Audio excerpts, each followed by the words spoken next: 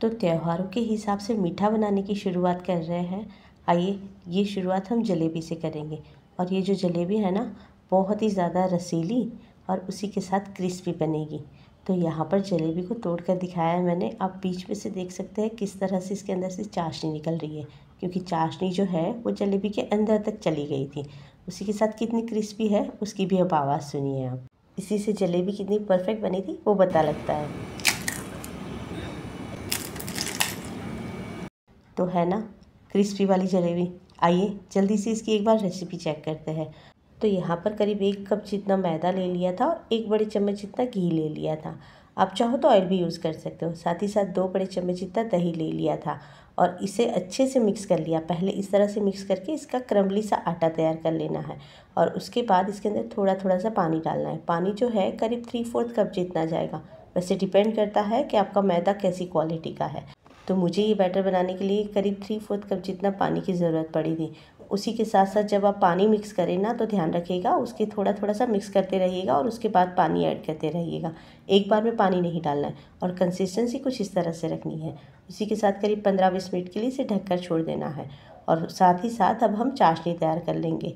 तो चाशनी तैयार करने के लिए यहाँ पर करीब 1 कप जितना चीनी और उसी के साथ थोड़ा सा इलायची पाउडर, केसर के कुछ धागे और थोड़ा सा फूड कलर ले लिया था। आप चाहो तो फूड कलर स्किप करके थोड़ी सी हल्दी भी डाल सकते हो। तो यहाँ पर चाशनी के अंदर हम 3/4 कप जितना पानी ऐड करेंगे और चाशनी जो है वो इस तरह से एक तार की तैयार करेंगे। उसी के साथ रेस्ट करते हुए हमारे बैटर को करीब 15-20 मिनट हो गई थी। तो आइए अब इसके अंदर करीब 1 चम्मच जितना इनो डाल देते हैं। तो इनो को डालने के बाद इसको बहुत ही अच्छे से मिक्स करना है। हर एक कोने के बैटर को हमें कलेक्ट करना है और उसे भी मिक्स करते रहना है। तो यहाँ पर हमारा जो बैटर है बहुत ही अच्छे से मिक्स हो गया था और उसकी कंसिस्टेंसी भी बिल्कुल परफेक्ट थी। अब इस बैटर से जलेबी तैयार करने के लिए मैं यहाँ पर आइसिंग कोन का यूज़ कर रही हूँ। आप चाहो तो जो वो दूध की थैली या कोई दूसरी तरह की वो पॉलीथीन होती है उसे भी यूज़ कर सकते हो। उससे भी जलेबी परफेक्ट बनती है। उसके अलावा जो वो सॉस डालने की बॉटल आती है ना, जिसकी आगे से नोज़ल बनी हुई होती है, वो भी यूज़ कर सकते हो। उससे भी जलेबी परफेक्ट बनती है। पर मुझे ये वाला तरीका बहुत आसान लगा था, क्योंकि इसमें से बैटर शिफ्ट करना बहुत आसान था।